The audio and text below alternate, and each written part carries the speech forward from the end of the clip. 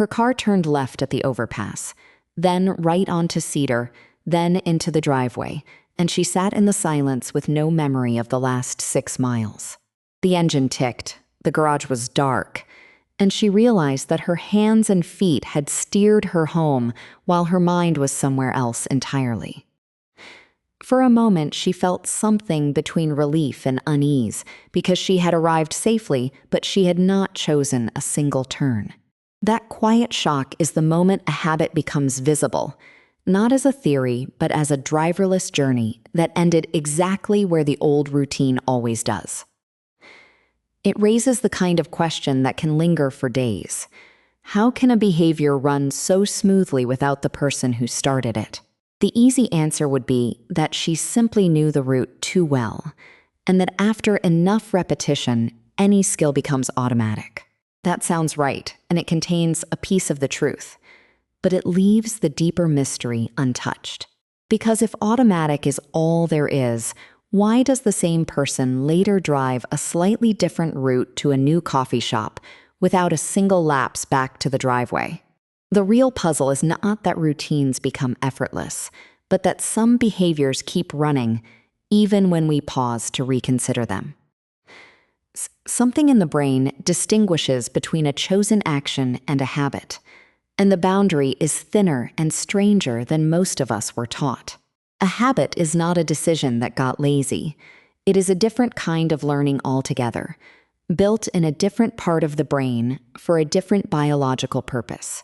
The purpose is not to think, it is to free thinking for everything else, and that trade-off changes how each of us spends a third of every day. That means the street sign, the time of evening, or the feel of the car seat start the sequence before your attention even registers a choice.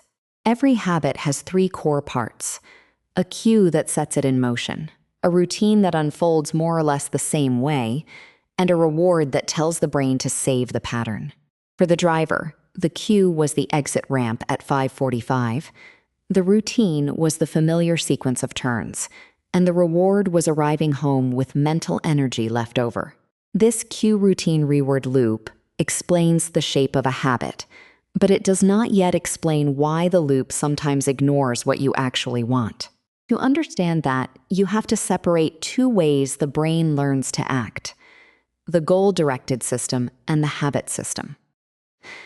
The goal-directed system calculates what will happen if you do something, weighs the value of the outcome, and chooses the action that leads to it. When the driver decided to take a new route to the coffee shop, her goal-directed system was in charge, and it weighed novelty and caffeine against the comfort of the familiar road. The habit system works differently. It simply stores an association between the situation and the response, running the response whenever the situation reappears. It does not check whether you still want the outcome, and it does not care about your long-term plans. Researchers have seen this trade-off clearly in experiments with animals, where a rat first presses a lever for food because it expects a reward. After hundreds of repetitions in the same box, the same rat presses the lever even when the food has been made to taste bad or is no longer needed. The behavior has become a habit, triggered by the box itself, rather than by a fresh calculation of whether the food is worth the effort. The basal ganglia, a collection of deep brain structures, appears to store these habits, while more forward areas like the prefrontal cortex support the deliberate goal-directed choices. For the driver, the highway had become the rat's box, and the sequence of exits had triggered a route that her goal-directed system had not reviewed in months. Yet the habit system is not broken when it takes the wheel. It is doing exactly what it evolved to do: preserve reliable sequences so that the conscious mind does not burn out. That is the first big complication. The driver is not weak, distracted, or mindless. She is efficient, and the cost of that efficiency is that she sometimes arrives before she remembers she meant to stop somewhere else. The habit system conserves mental bandwidth by turning repeated actions into a form of memory that runs ahead of intention. And because it relies on predictable cues, It becomes stronger every time the same situation delivers the same reward without interruption. When the driver later decided to stop at the gym after work, she planned the route carefully, repeating the new turns in her head. The first week went well, but on a rainy Thursday, her phone buzzed. The traffic was heavy, and by the time she noticed her surroundings, she was already pulling into her driveway.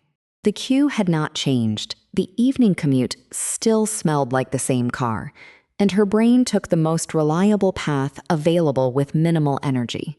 This reveals a second level. Habits are not erased by intentions because they are stored in a separate memory system that does not compete on even ground. Think of the habit system as a deep track in the snow. Even if you decide to make a new path, the sled will find the old groove, unless you block it or build a different one. The old route is not a character flaw, and returning to it does not mean you are lazy. It means the brain's automation system is working exactly as it was designed. Studies that track habit formation in people show that repeating a simple health-related behavior in the same situation can take anywhere from 18 to over 200 days to become automatic. The average in one well-known investigation was around 66 days, but what mattered most was not the number but the consistency of the cue. A single missed day did not erase progress, but changing the situation, when, where, and how the behavior happened, disrupted the developing automaticity far more. That is why many attempts to change a habit fail, not from a lack of will, but from a focus on the wrong target. People promise themselves they will stop checking their phone at the dinner table, and they mean the promise completely. But the phone sits in the same pocket, the notification sound arrives at the same tired hour, and the cue still triggers the reach before the promise can interrupt.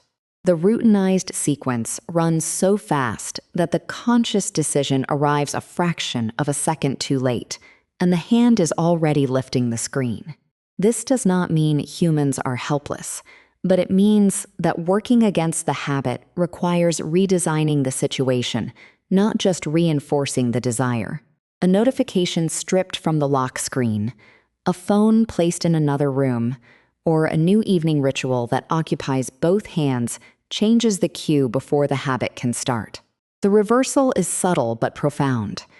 The place to intervene is not the moment of craving, but the moment of exposure to the trigger. Yet even well-designed changes face a stubborn opponent because old habits never vanish from the brain entirely. What happens instead is that a new routine grows stronger with practice, and the basal ganglia gradually shifts toward the new link between the cue and the alternative action. That dormancy explains why people who moved their running shoes to the bedroom still sometimes find themselves scrolling instead of stretching after a rough day. The habit system stores every well-worn path, and you cannot delete it, only pave a wider one that becomes the default more often. Neuroscience clarifies this without overclaiming.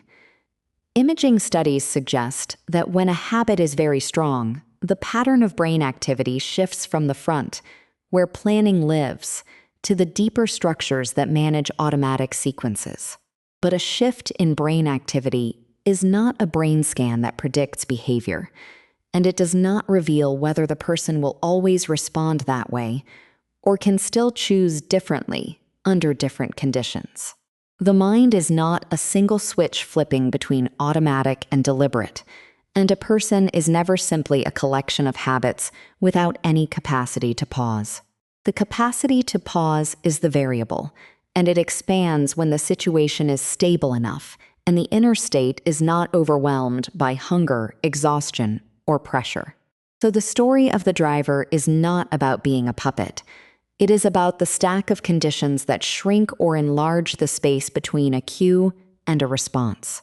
And yet, if the story stopped there, it would still be too comforting, because it would imply that habits are only a problem of attention.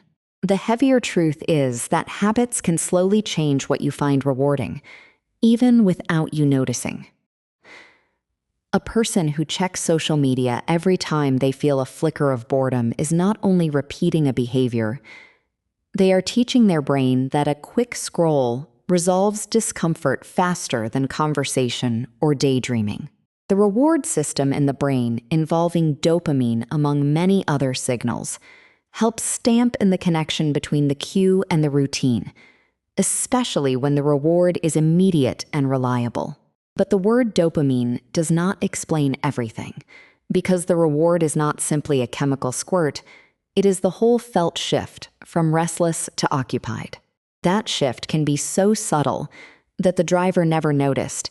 She began taking the same route years ago, partly because it left her brain in an effortless hum that she experienced as rest. Rest became the hidden reward, and that reward was not wrong, until it began to override a new goal that would have given her a different kind of rejuvenation. This is the quiet tragedy of well-learned habits. They are not errors, they are solutions that outlasted the problem they originally solved. The route that once reduced stress after a draining first job now holds her captive, because the cue is unchanged, and the reward still feels like relief even when it costs her health. Cost is not just a missed workout, it is the slow erosion of the sense that she authors her own evenings.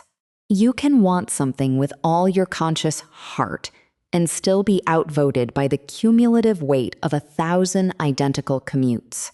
But if that were the whole story, there would be no reason to understand habits at all, and the human thread would end in resignation. The reason to understand is that the vote is not rigged forever. It just cannot be won with the same ballot you already cast. The climax of this insight is not that you must fight your habits. It is that you must outdesign them. A habit does not respond to loud internal commands. It responds to a changed cue, a new routine that still delivers a real reward, and enough repetition for the brain to register the new path as reliable. The driver did not break her old route by gritting her teeth every evening. She did it by placing her gym bag on the front seat so that the cue of the passenger seat forced a glance before the automatic turn. That small physical interruption woke her goal-directed system just long enough to recall that she had decided differently. She was not erasing the old track. She was inserting a speed bump that gave her prefrontal cortex a half-second window to steer. And that half second is often all that separates a rigid loop from a flexible human being. Her story does not end with a permanently perfect routine, because no one lives without habit relapse, but it ends with her understanding that the relapse is information, not identity. When she pulled into the driveway again on a stressed Friday, she did not call herself broken. She asked what cue she had missed designing for that particular kind of day. That question, asked without blame, is the difference between a habit that controls you and a habit you are learning to reshape. And reshaping a habit does not require a flawless streak. It requires a better arrangement of the world around the small window where choice is still possible. After the insight settles, the driver's old commute does not vanish, but it becomes less of a trance and more of a familiar rhythm she can notice. Some evenings she still drifts, and she lets the drift happen because not every drive needs to be fully conscious. The difference is that on the days that matter, she has given her environment a small nudge that reminds her brain of the person she wants to be. That nudge, a visible object, a changed notification, a different chair at dinner, is not a trick. It is a form of self-respect that acknowledges how the brain actually learns. Psychology has not found a magic number of days that guarantees a new habit, because the time depends on the complexity of the behavior, the stability of the cue, and the meaning the reward holds for the individual. What the evidence consistently shows is that the people who succeed at changing a deeply rooted habit are those who shift their attention from the abstract goal to the concrete design of the next trigger. It can also be communal, because other people are the most powerful cues in our environment. And changing a habit often requires changing the shared rhythm with someone else. But even alone, the starting point is the same. Locate the cue that starts the sequence and ask what reward it currently delivers that you will need to honor in a different way. A craving for a break cannot be scolded away. It must be redirected toward a break that does not carry the cost of the old routine. When the driver finally parked at the gym, the first thing she felt was not pride, but simple relief that the new path was becoming visible in the snow. She did not turn to look at her old route with contempt, because that route had kept her safe through years of exhaustion. And it was not a prison, but a well-worn road that had served its time. You can respect a habit that once helped you even as you outgrow it, and that respect makes it easier to stop fighting yourself. The quiet garage at the end of the day now sometimes held a car that smelled faintly of effort rather than just rust and radio, and that small sensory shift was a reward the habit system could accept. The person who drove home was not a different person. She was the same person with a brain that finally had a cue worth following. Not because she tried harder, but because she arranged the road to lead somewhere she actually wanted to go.